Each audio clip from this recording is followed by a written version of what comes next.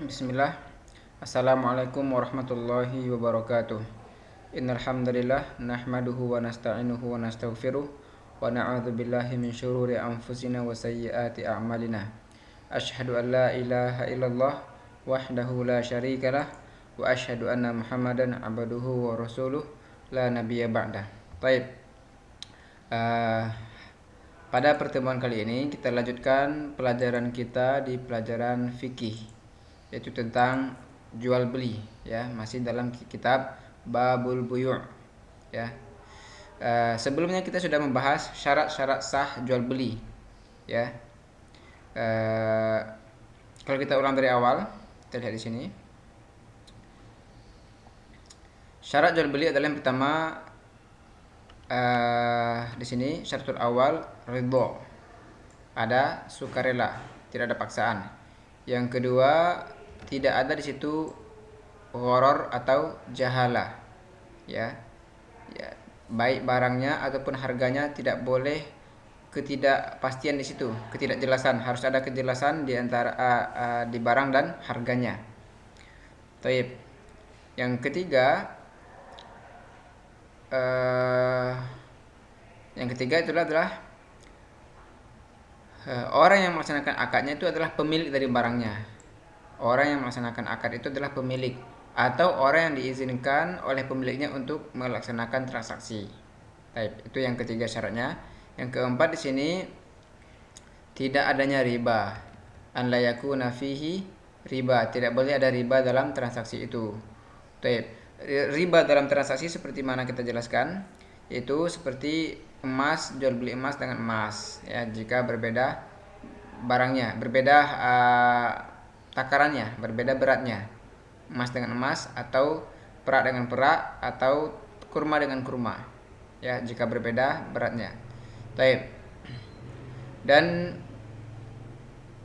yang kelima, kemarin di sini dijelaskan bahwa barang yang dijual belikan itulah bukan sesuatu yang haram.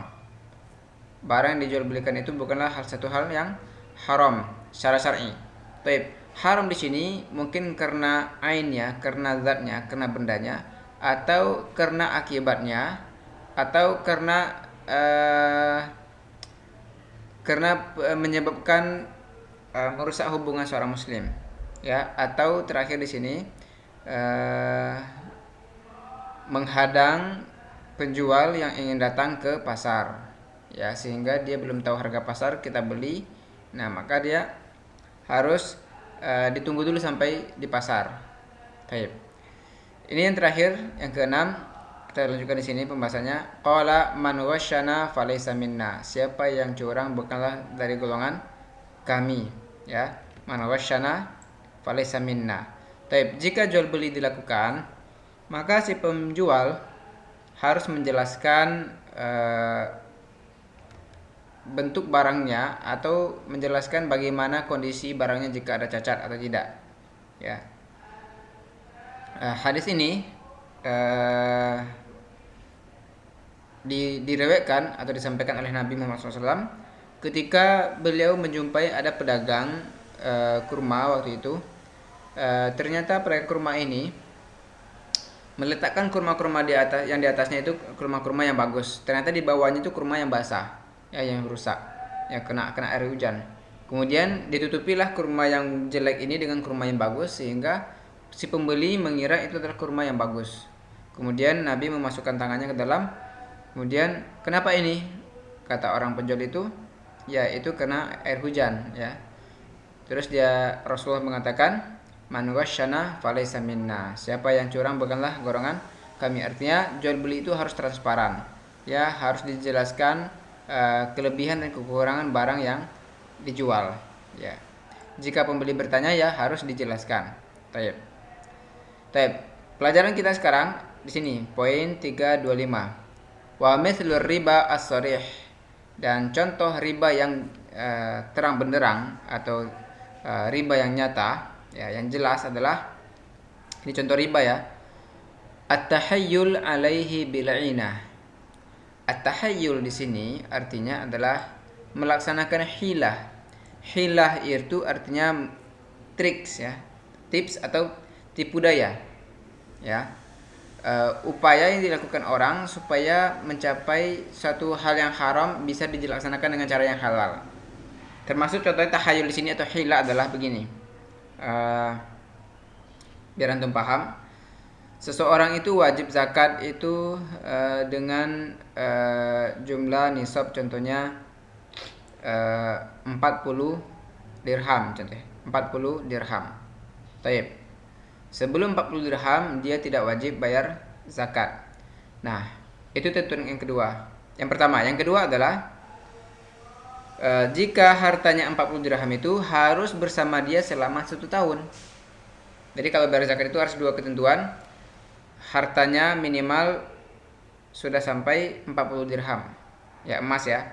Kemudian 40 dirham ini sudah berada di tangannya selama 1 tahun baru dikeluarkan zakatnya. Taib. Sebelum sampai di 1 tahun, orang ini menjual sebagian emasnya. Kenapa? Agar dia tidak bayar zakat. Nah, itu disebut dengan hilah. Disebut dengan hilah. Ya, tipu daya atau tips ya, trik lah. Ya, seperti itu. Kenapa dia jual emasnya atau dibelikan ke sapi? Ya, supaya dia tidak bisa bayar zakat. Ya, karena bayar zakat itu ada 2 syarat di situ. Taib. Di sini at-tahayyul alaihi bil inah. Di sini kita bicara masalah riba. Riba yang jelas yaitu melaksanakan tipu daya dengan cara inah. Nah, apa itu inah? Taib. Inah itu sama kayak riba. Kalau riba, taib. Kalau riba kita jelaskan di sini ya. Bi an yabi'a sil'atan bi mi'ati ila ajal. Taib.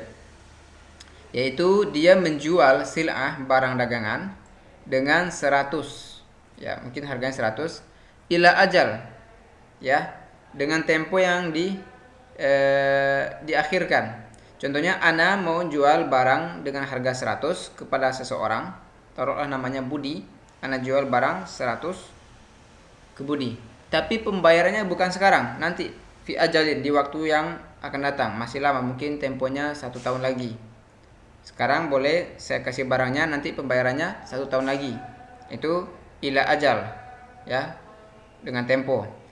Thumma yashtariha min mushtariha bi aqalli minha naqdan. Kemudian dia membelinya, kemudian ana beli lagi barang tadi itu, kan sudah dijual. Ana sudah jual barangnya ke pembeli.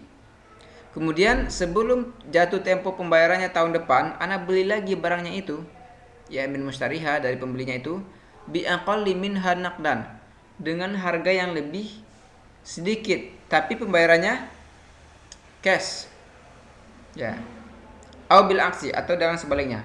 Paham di sini ya? Taib.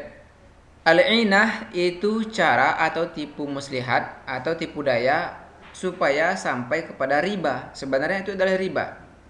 Taib. Riba adalah jika ana meminjamkan uang 100 ke orang lain, terus dia bayar ke ana lebih 120 contohnya, itu riba. Sekarang diakalilah supaya ini berbentuk jual beli. Ana jual barang 100.000 ke si fulan, ke si Budi tadi, tapi si Budi harus bayar ke ana nanti tahun depan. Kemudian barang itu ana beli lagi dengan harga lebih sedikit, 80.000. Jadi ana bayar ke Budi sekarang 80.000. Ya, taib. Berarti barang itu jadi milik ana dan si Budi dapat uang 80.000. Tetapi si Budi punya hutang ke ana 100 yang akan dibayarkan tahun depan. Nah, 20.000-nya itu adalah riba. Jadi al-inah ada at-tahayyul ila riba artinya. Al-inah adalah bentuk tipu daya agar sampai ke riba. Ana kira antum paham di sini ya. Jadi ini at-tahayyul alaihi bil inah adalah bentuk riba yang nyata, ya. Ana ulangi ya. Riba adalah meminjamkan uang 100 dibayar 120, itu riba. Atau kita pinjamkan 80 bayar 100, itu juga riba. Sekarang ada orang menyiasati agar tidak terjadi ke riba, padahal itu adalah riba, dengan cara jual beli. Ya, dia jual harga 100 tapi pembayarannya di belakang. Kemudian barang yang dijual tadi dibeli lagi sebelum jatuh temponya dengan harga yang lebih sedikit. Ya, maka ini disebut dengan al-inah dan ini adalah haram. Ini adalah tipu daya atau siasat untuk menuju kepada riba. Baik.